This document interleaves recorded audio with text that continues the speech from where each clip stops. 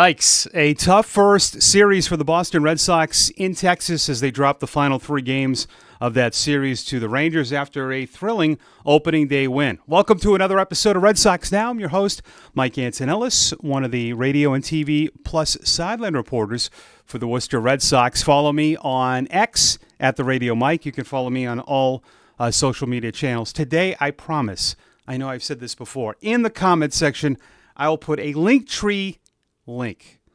You have to slowly say that in the comment sections, and you'll be able to get all to my social media profiles. All right, so this is what happens. Beginning of the year, end of the year, we always overreact. You can lose 6 of 7 in the middle of the season. You can lose 8 in a row in the middle of the season. But when you lose 3 in a row, and some of those games, of course, you're hanging on the wire. They were tough to watch. For Red Sox fans at the edge of their seat, it's always harder with not only the team, but we overreact with players, and we will get to that through this segment in this show. Of course, Devers is on everybody's mind, especially in those I'm going to go off subject.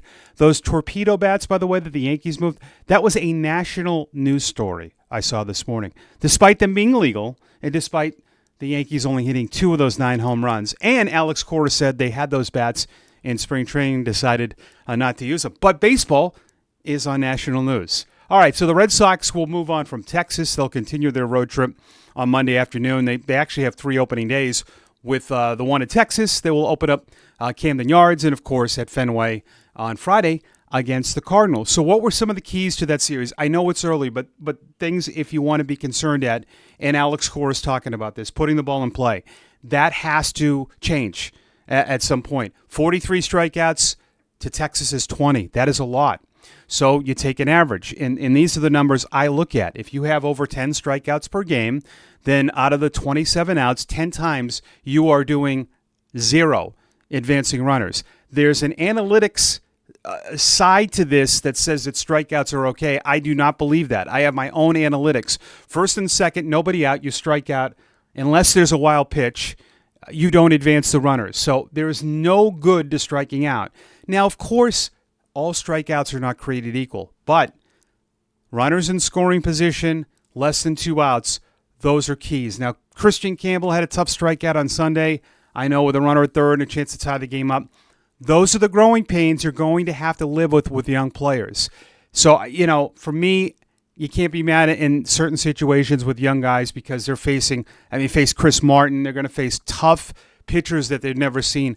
That's the growing pains. And as we saw over the weekend, it was everyone striking out. But those are things that it's okay at the beginning of the year to have some concerns about that, because going forward, if that continues, and you hope it's not a 10 strikeout performance every game, if it is, you won't be a winning ball club. So putting the ball in play, being more consistent, a better 2-strike approach, those are things Alex Cora has talked about. How about this guy? I said this many times during the spring training shows that spring training is not created equal for everybody. You can't just look at Devers' limited at-bats and saying, well, the reason he has struggled is because his limited at-bats in spring training.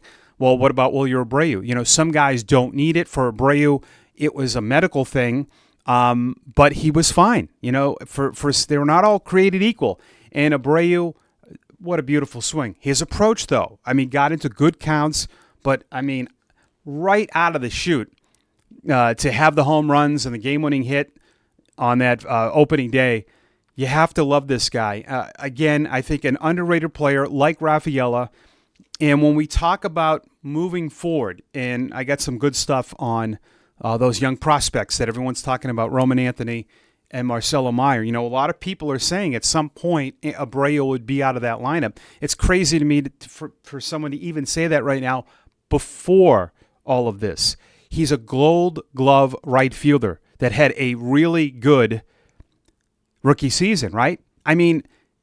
If Roman Anthony went to the big leagues, say to start this year, and he won a gold glove and hit whatever Abreu hit, right? In the 15 home runs and the 260s, you would take that for a first-year big league player, unless your expectations are a little unrealistic. You can't take the minor league model and go, well, a lot of this is translate. There's a lot of growing pains even from one level, while I believe Roman Anthony is terrific. So when I look at Abreu, they're allowed to get better. And this is a guy that I think has a much higher ceiling than maybe we think. We already know the defense is there, the arm and all of that stuff, the base running. If he hits for average a little bit more, and do we think he could be a 25 home run hitter? Why not? This could be one of your better players. And what a start. But it just shows that, some of these guys don't need spring training. Now, this guy who struggled in spring training, was he fun to watch in that first series? I mean, good at bats, had a home run. I know he had a tough strikeout. I talked about this at the beginning of the show against Chris Martin, who threw him a 3-2 splitter.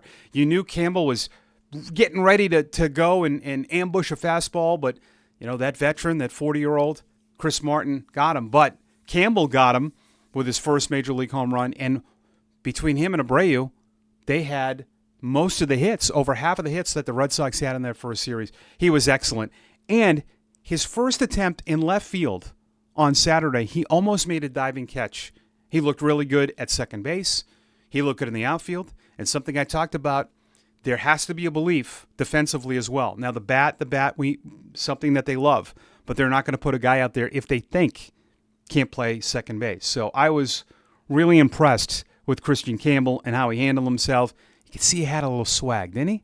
The way he played in that first series, the way he looked, good stuff. 2 years removed from college, and I said this many times in the offseason. We talked about the big three last year, which was Anthony Meyer and Kyle Teal, and then it became the big four. Now we're back to a big three, but really it's kind of a big two because you get two of those guys at AAA and one in the big leagues. Kyle Teal, by the way, is doing really good things with AAA Charlotte, but it's going to be cool when those three guys are there together. Now, listen, should you be panicking about Rafael Devers? I mean, I looked at the last 3 games of last year. He struck out 3+ times to finish the year. This is what he's done over his last 7 games. 0 for his last 27 with 21 strikeouts. But if you go back to the last 2 months of last year, this guy's hitting under 200. They need him.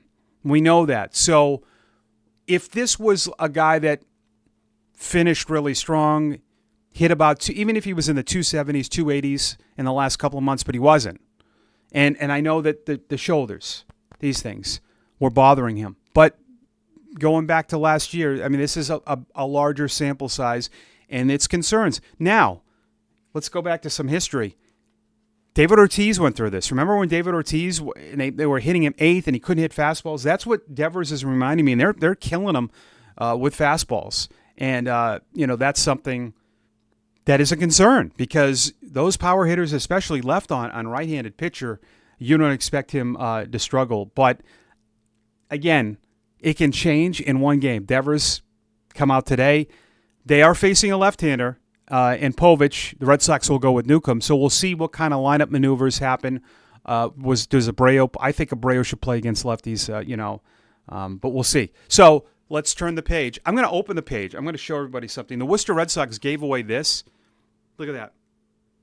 Anthony and Meyer, and we had Jackie Bradley Jr. on opening day. But you know what's crazy about this poster? The Worcester Red Sox gave away this opening day poster. These pictures were taken before the game on Friday, and they ran to the printer and made these and gave them away as you left the ballpark. That's when I got it. It's crazy. But Jackie Bradley Jr. was there, and the buzz with Anthony and Meyer and Worcester. I mean, it's unbelievable how many people that are filing into Puller Park to see them. All right, a lot of fans will pile into Camden Yards. The Red Sox will open Baltimore's season. Can they disappoint the opening day fans? Part 2. They beat the Rangers on opening day, on their opening day. Can they do it again? All right, so before you leave, you subscribe, you like, you comment, all your stuff. Get out all your opening day frustrations, all the things you love, all the things you can't wait to see. And let me know if you're going to opening day at Fenway when the Sox take on the Cardinals. Thanks for watching. I'm Mike Antonellis on another edition of Red Sox Now.